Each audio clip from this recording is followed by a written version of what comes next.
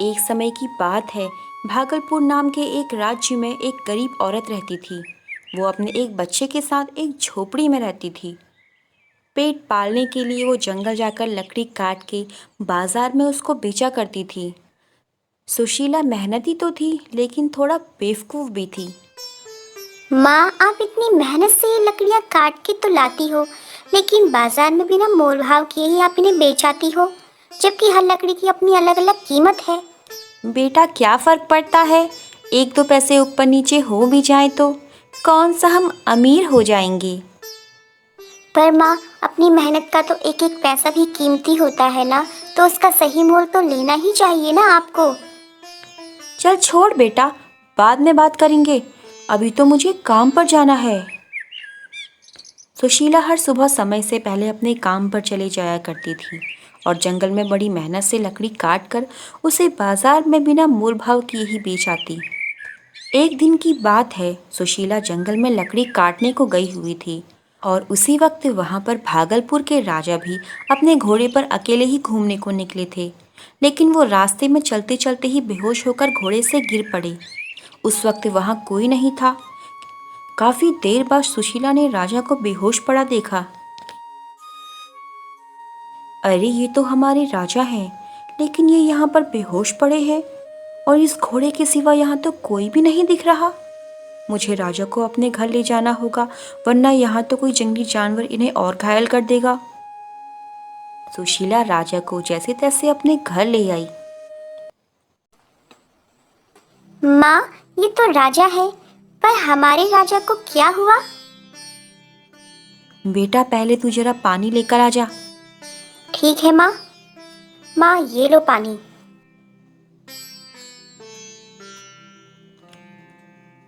अरे, राजा को होश आने लगा।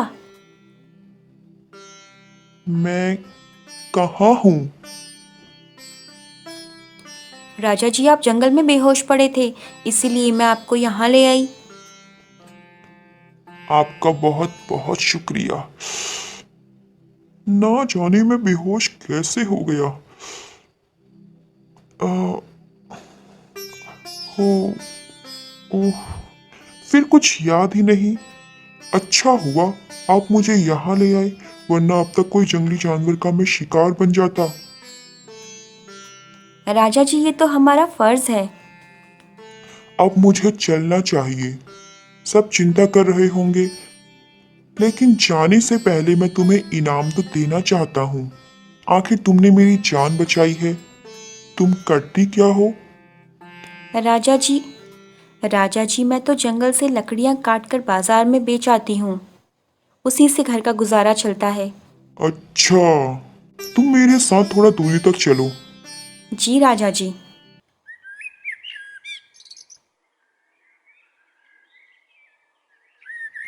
इस इलाके को देख रही हो? आज से इस इलाके का ये आधा एकड़ का जंगल तुम्हारा है। इतना बड़ा जंगल! आपका बहुत बहुत शुक्रिया राजा जी। तुम्हें इन पेड़ों की कीमत तो पता है।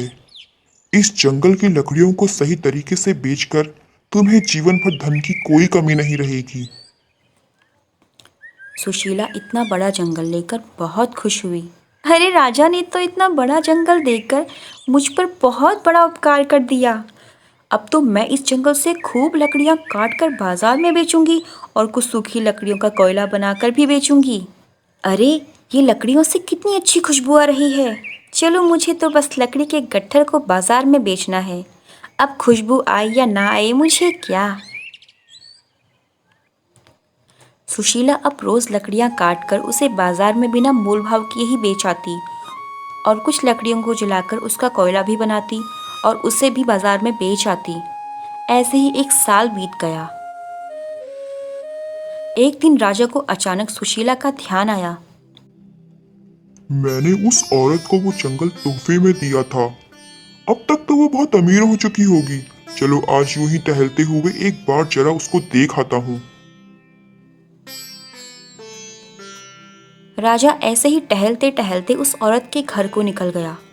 राजा जी आइए आइए। अरे तुम अभी भी इस झोपड़ी में ही रहती हो? मुझे तो लगा तुम अब तक काफी अमीर हो चुकी होगी पक्का मकान भी बना लिया होगा तुमने। राजा जी, मैं ज़्यादा लकड़ी तो नहीं काट पाती हूँ। कुछ को जलाकर कोयला बना दिया है, फिर भी ज़्यादा नहीं कमा पाती। क्या तुमने वो लकड़ियां जला भी दी? हाँ राजा जी, लकड़ियाँ बेचने के साथ साथ कोयले भी बेच देती हूँ, थोड़ा ज़्यादा रुपया मिल जाता है। अरे बेवकूफ, उस जंगल के आधे पेड़ चंदन के थे और तूने उसे साधारण लकड़ी की तरह बेच डाला, और तो और लकड़ियां जलाकर उसका कोयला भी बना डाला। क्या वो लकड़ियाँ चंदन की थी? मैंने तो इतना सोचा ही नहीं। तुमने क्या लकड़ी काटते हुए उसकी खुशबू महसूस नहीं की? हे भगवान, इतनी कीमती लकड़ियां और तुमने यूं ही बेच डाली। मुझे लगता है कि मैंने ही तुम्हें वो जंगल देकर बेवकूफी कर दी। तुमने जिसको भी वो लकड़ियां बेची होंगी उसने तक खूब धन कमा लिया होगा। ये लो, और बाजार जाकर इस एक लकड़ी का दाम पूछ कर आओ। सुशीला एक लकड़ी का टुकड़ा बाजार लेकर गई। अरे भैया, इसकी क्या कीमत होगी? मैं इसका तुम्हें 400 रुपया दे दूंगा। भैया, इसकी क्या कीमत होगी? इस लकड़ी का मैं तुम्हें 500 रुपया दे सकता हूँ। हे भगवान, इस एक लकड़ी की कीमत तो बहुत ज़्यादा है। मैंने तो ऐसे कितने ही गट्ठर 50 रुपए में ही दे डाले। पर अब क्या फ़ायदा, जंगल की सारी लकड़ियाँ तो मैं बेच चुकी हूँ। हे भगवान, मेरी बुद्धि ही भ्रष्ट थी जो मैंने अपनी अकल का इस्तेमाल ही नहीं किया, वरना आज मैं भी अमीर हो चुकी होती और पक्के घर में रहती। सुशीला को अफसोस तो बहुत हुआ, पर क्या फ़ायदा जब सारे जंगल की कीमती लकड़ियों को साधारण लकड़ी के भाव बेच डाला। तभी तो कहते हैं, मेहनत के साथ साथ समझदारी भी ज़रूरी है।